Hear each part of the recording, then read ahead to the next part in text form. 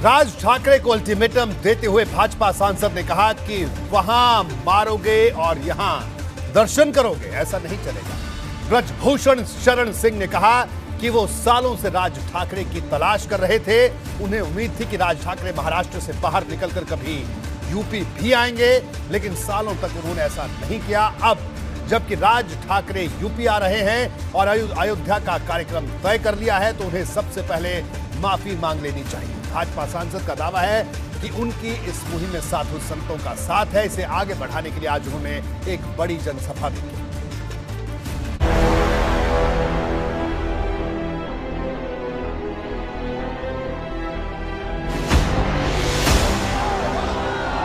बहुत गजब का प्रतिरोध देखने को मिला। अभी तो ये लड़ाई है, आगे बहुत लड़ाई है। ये वो तो बहुत दबंग नेता। अरे कौन दबंग है? कभी वो दरबे के बाहर निकला नहीं।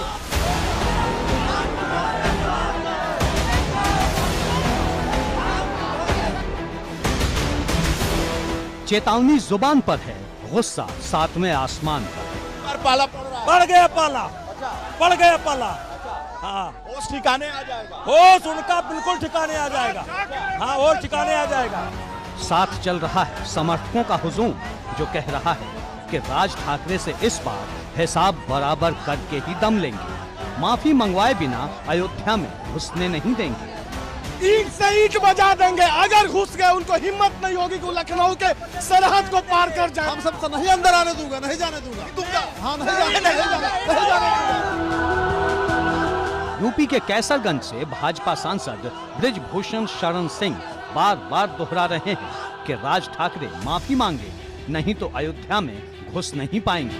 राज ठाकरे उत्तर प्रदेश की धरती पर तब तक नहीं घुस पाएगा जब तक। इस पर अभियान कितना आक्रामक है, ये इस भाषा से खुद समझ लीजिए। अरे वो दबंग नहीं, चूहा है, चूहा।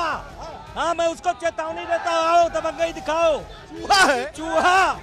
एक दरबे के अंदर रहता है। वो हमारे गरीब लोगों को पीटता है, विद्यार्थियों को पीटता है, ठेला वालों को पीटता है।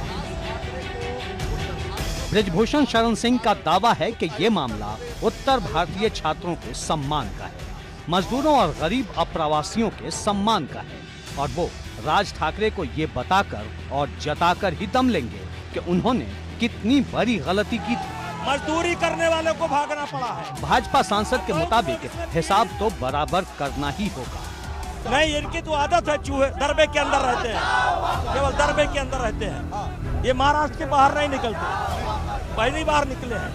हम तो चाहते आ जाएं, हम तो चाहते आ जाएं, उनको पता लग जाएगा कि उत्तर भारतीयों में कितना आक्रोश है उनके खिलाफ। इस मामले पर अब भाजपा सांसद ने पूरे उत्तर भारत में बड़ी मुहिम छेड़ने का ऐलान किया है। अब वे यूपी ही नहीं, पूरे बिहार और झारखंड में 30 मई तक जनसंपर्क करेंगे, लोगों के पास जाएंगे और राज ठाकरे के विरोध के लिए उनसे समर्थन मांगेंगे। बिहार के लिए मेरा दौड़ा है, झारखंड भी मेरा दौड़ा है, और पश्चिम में भी है, बनारस में भी है। मैंने अपने पूरे कार्यक्रम लगा लिए हैं और कल एक तैयारी बैठक रखी गई है, जिसको हमें उम्मीद है कि कम से कम 1 लाख कार्यकर्ता तैयारी बैठक के लिए आएंगे। आपके मन में सवाल उठ रहा होगा कि क्या राज ठाकरे का विरोध राजनीति से प्रेरित है? क्या ब्रजभूषण शरण सिंह उत्तर भारतीयों की पिटाई का मुद्दा उठाकर अपनी सियासी जमीन मजबूत करना चाहते हैं? बड़ा सवाल यह है कि अगर राज ठाकरे ने माफी नहीं मांगी तो क्या होगा, और अयोध्या की सड़कों पर राज ठाकरे का अगर विरोध होता है तो फिर पुलिस प्रशासन इससे कैसे निपटेगा? नहीं, पहले हम उत्तर भारतीय हैं, पहले हम उत्तर भारतीय हैं, तब हम सरकार में हैं। हम पहले उत्तर भारतीय, इस मसले को छोड़ने वाले नहीं है।